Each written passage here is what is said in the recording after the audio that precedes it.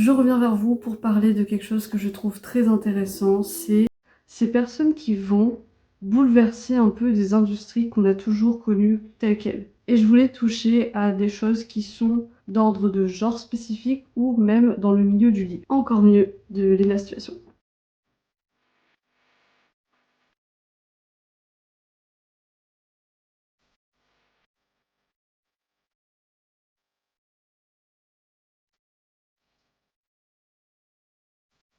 Bonjour à tous et bienvenue sur Office Book Club, le podcast. On se retrouve pour un nouvel épisode. Et si je vous dis Léna Situation, je pense que pour la plupart vous savez qui c'est. Elle est connue pour ses vlogs d'août qu'elle fait depuis des années maintenant. Il me semble qu'on est à la 9e saison. Et elle est une personne qui est à la fois très admirée comme très critiquée. On peut quand même retenir plein de choses sur son parcours qui peuvent nous intéresser, nous interroger, nous motiver. Et bien sûr, je vais vous parler aujourd'hui de son dernier livre, Encore mieux, de Léna Situation. Je suis trop contente de faire cette vidéo aujourd'hui et comme d'habitude, je ne vais pas juste rester sur le livre en lui-même et ce que ça raconte, parce que j'essaie toujours de croiser ça avec d'autres choses. Et moi, la chose qui m'a interpellée dans la lecture de ce livre, c'est ceci. La première chose qu'on remarque, c'est que ce livre a été publié, je sais pas si vous allez le voir à la vidéo, mais il a été publié chez Léna Éditions. Et la problématique que j'ai envie d'explorer dans cette vidéo aujourd'hui, c'est comment Léna Situation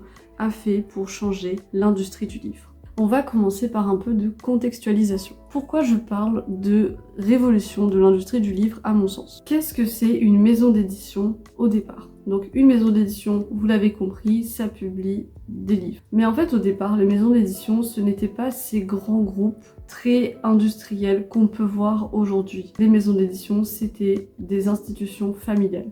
Elles étaient fondées par une ou deux personnes autour d'un projet intellectuel littéraire qui était très fort. Hachette au départ, c'était une institution familiale. Elle a été fondée par Louis Hachette au 19e siècle. Hachette, c'était pour diffuser le savoir. En fait, ils avaient remarqué qu'il y avait un peu une brèche en termes d'économie, c'est-à-dire qu'on produisait pas assez de livres scolaires. Et c'est là où ils se sont dit, nous on va faire des manuels scolaires. Mais très vite, ils vont avoir un certain monopole sur ce secteur-là, mais ils veulent pas s'arrêter à là, forcément, on essaye de se diversifier. Ils vont fonder un concept de bibliothèque de gare. Et on le retrouve toujours aujourd'hui d'ailleurs, ce sont les relais que vous voyez partout dans les gares, tout ça, ça appartient à Hachette. Encore une fois, ils repèrent une faille dans le marché, c'est-à-dire qu'ils voient que dans les gares, les gens sont là. Il y a déjà cette idée de roman de gare, etc., sauf qu'en fait, personne n'est intéressé par ce marché, parce qu'à l'époque, on avait vraiment cette idée d'une littérature qui était un peu élitiste. Donc les gens qui lisaient dans la gare, c'était des gens qui voulaient lire de la romance, etc. Et Hachette, eux, ils se sont dit, mais c'est génial, personne en veut, nous, on va s'implanter partout sur le territoire. Et ça a été très astucieux. Donc ils ont fait aussi les premiers partenariats avec Harlequin, etc. La logique, c'est que quand votre entreprise fonctionne bien, surtout dans une société capitaliste, c'est que vous allez continuer à l'agrémenter pour qu'elle grossisse encore plus. Donc évidemment, aujourd'hui, Hachette ne fait pas que des manuels scolaires.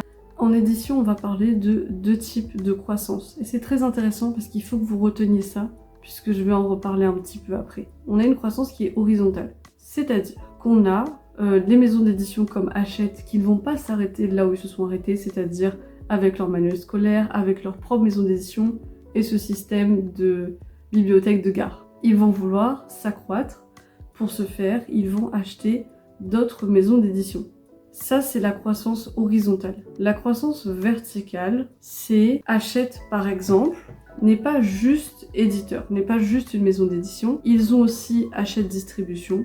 La distribution, ça va être l'acheminement des livres qu'on a produits, donc de ce livre-là, jusqu'en librairie, jusqu'à chez le client. Donc pour ça, Hachette va se retrouver à plusieurs positions dans le maillon de la chaîne du livre, c'est-à-dire de la conception jusqu'à la livraison. Et ça, c'est très très smart. Pourquoi?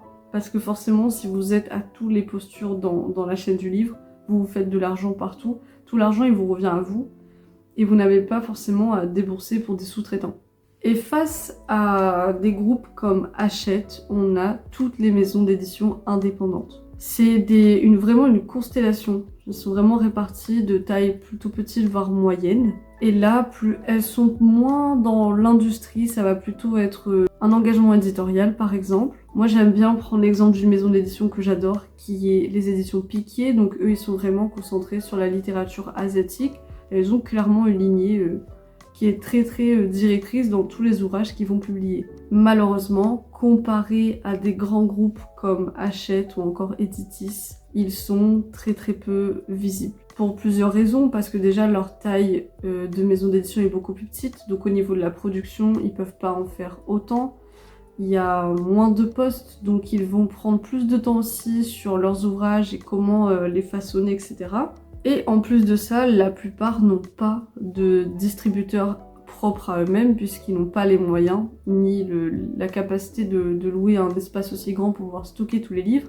Donc ils vont passer par d'autres distributeurs, notamment Hachette. C'est totalement possible de passer par Hachette Distribution pour que votre livre soit ramené en librairie. Le truc après, c'est aussi d'essayer de valoriser ces maisons d'édition-là, parce que c'est aussi ça, le trois quarts de l'éditorial en France, c'est beaucoup de maisons d'édition indépendantes qui ont quand même des idées qui sont très intéressantes, et il faut sortir un petit peu de ce côté prototype, industrie, best-seller. C'est très cool aussi de découvrir autre chose. En fait, pour résumer, quand on parle du marché du livre en France, c'est une concentration. Le terme précis, c'est une oligopole à franges. Et pour aller plus loin sur ce sujet précis, parce que c'est vraiment pas ce que moi j'ai envie de focus aujourd'hui, mais si ça vous intéresse et si vous avez envie de vraiment comprendre comment ça fonctionne, je vous invite à aller voir la chaîne de Margot Rito. Je sais pas si vous la connaissez, mais elle fait des vidéos vraiment très cool. Et elle a analysé un petit peu le concept de croissance horizontale, verticale, en prenant l'exemple de Hachette et de Bolloré notamment. Quand je l'explique comme ça, vous comprenez bien que c'est une industrie qui est vraiment très concentrée, et que du coup ça veut dire que comme c'est pratiquement les mêmes groupes qui rachètent plusieurs maisons d'édition, ça veut dire qu'en termes de production éditoriale et en diffusion des idées, on va souvent retrouver un peu les mêmes thèmes. Maintenant que j'ai expliqué comment est le monde de l'édition, on va en revenir à notre chère Léna. Bon, vous la connaissez, je la présente quand même brièvement pour ceux qui ne la connaissent pas et qui ont envie de la découvrir. Donc Léna Situation, de son vrai nom, c'est Léna Mafouf. Elle est une créatrice de contenu qu'on retrouve notamment sur YouTube, mais aussi Instagram, et elle a vraiment une communauté qui est massive, fidèle. Et sa communauté est fidèle, et c'est important de le rappeler, parce qu'en fait, c'était déjà le cas bien avant qu'elle publie ses livres. Son capital de départ, lui, il n'est pas littéraire, mais il est numérique. Et c'est d'ailleurs, pour moi, une des choses qui bouleverse cette industrie de l'édition. Si on reprend l'exemple de son premier livre, Toujours Plus, il avait été publié chez Robert Laffont. Bien sûr, ça a été un succès immédiat, un best-seller et une omniprésence médiatique. On l'avait vu pendant un moment passer partout. En plus, le livre était jeune, donc c'était impossible de le rater. Donc déjà, d'un point de vue économique, c'est une démonstration très forte que fait Léna, c'est-à-dire que le public digital peut se transformer en lectorat. Et pour les éditeurs, c'est un peu un bouleversement, parce que jusque-là, en fait, on publiait des gens, il y a forcément des gens qui ont fait des choses, qui sont populaires, donc leurs ouvrages vont fonctionner, mais de base, le trois quarts des livres qu'on trouve en librairie, c'est des gens que vous ne connaissez pas, que vous apprenez à découvrir à travers leurs plumes. Et là, ça a donné le signal inverse aux éditeurs, c'est-à-dire que la notoriété désormais peut vraiment précéder. Donc en fait, on a déjà le succès avant même que l'ouvrage soit sorti. Et pour vous, peut-être que ça paraît logique, et en même temps, vous comprenez pas trop le rapport, mais dans les industries culturelles et créatives, et ça vaut pour le théâtre, la musique, le cinéma, les livres, l'art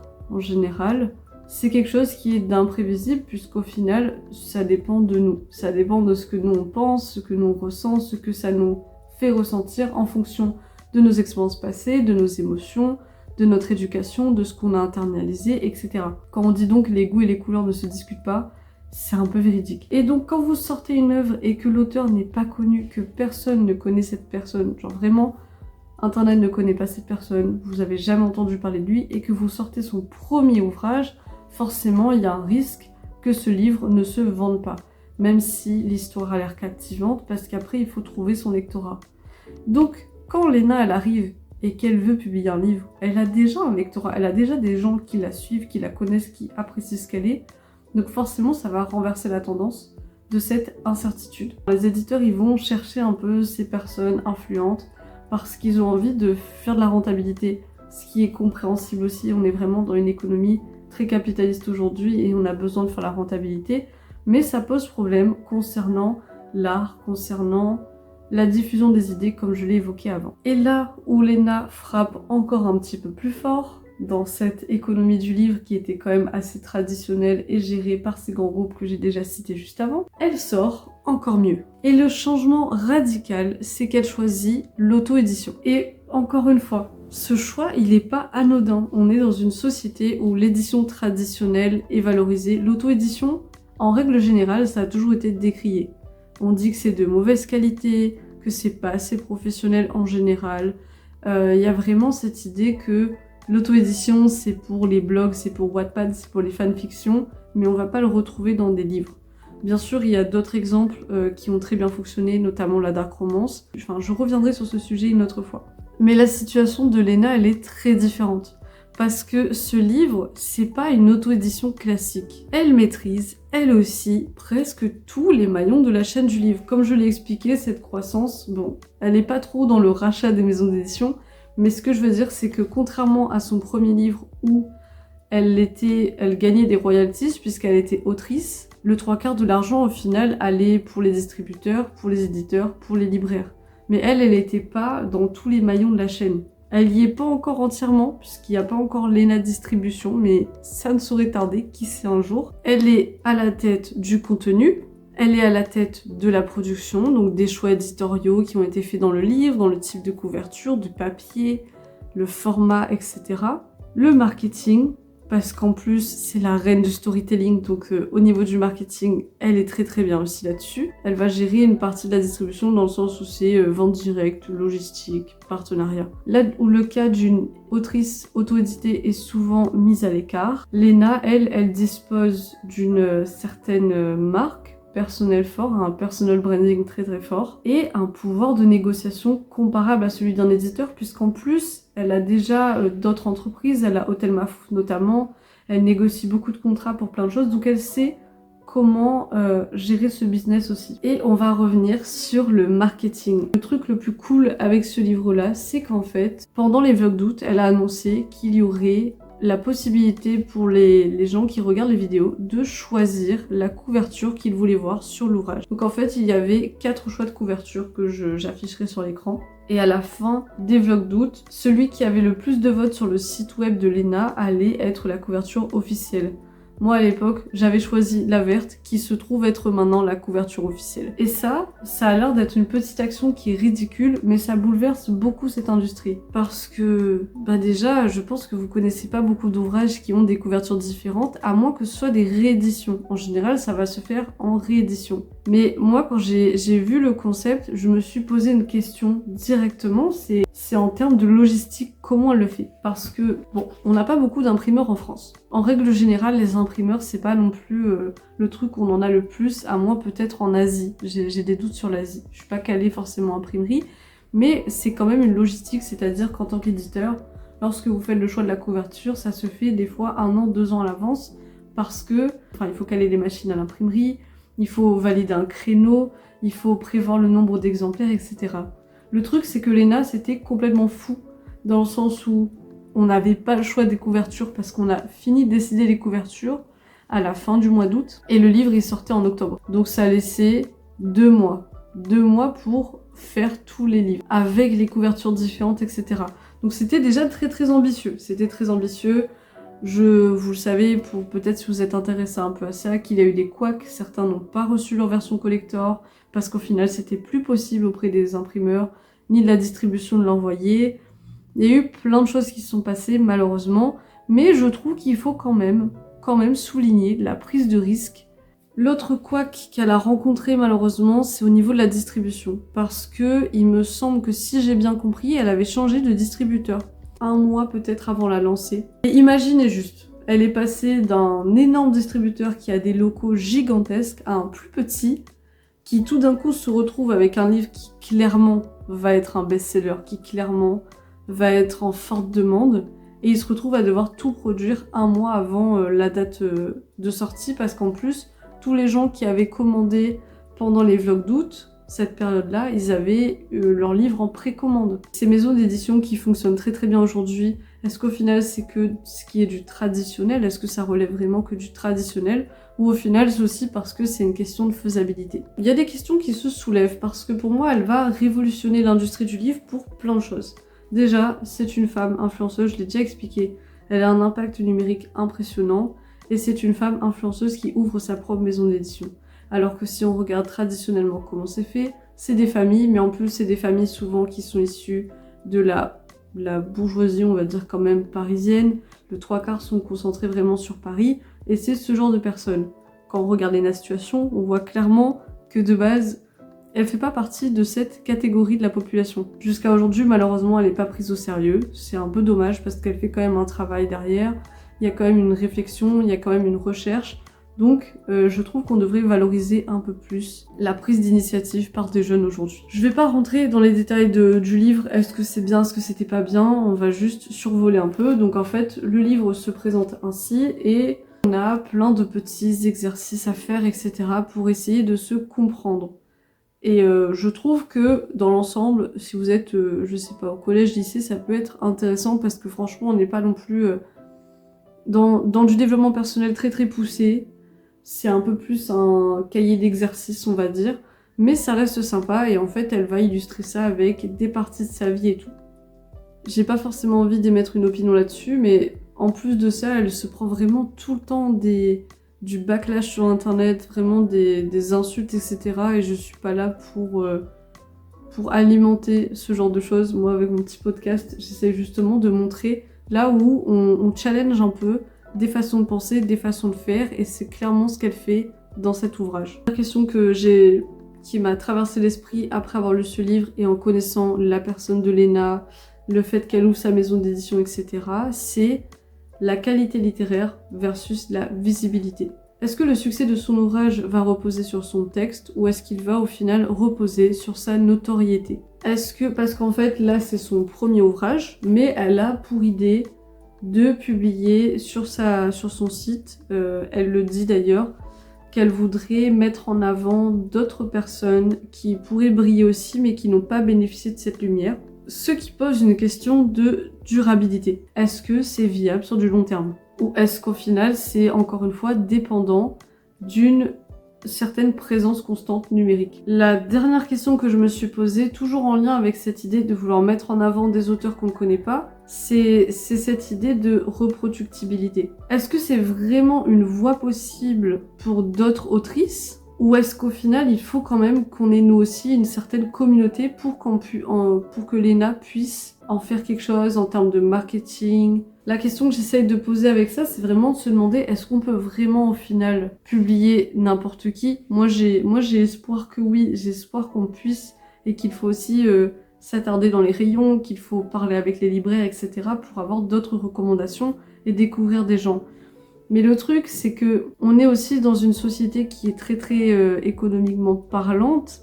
Alors forcément, on avait ce que j'expliquais au début, ce biais de l'incertitude.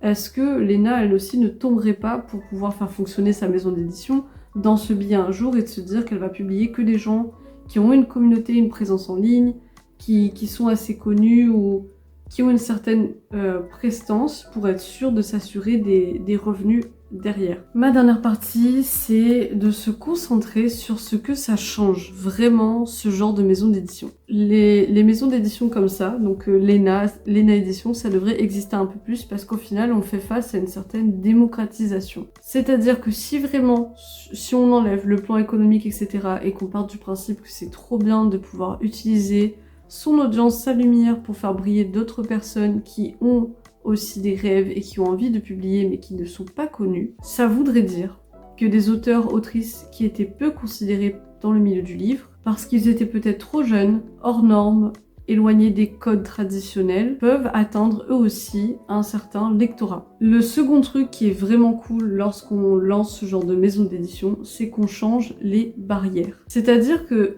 en vrai, pour ouvrir une maison d'édition, il n'y a pas vraiment de code, il n'y a pas de règles. Mais quand même, on sait que voilà, il faut une certaine notoriété, il faut que vous ayez de l'expérience, il faut que vous ayez des contacts, il faut que vous ayez repéré une faille dans le marché, etc.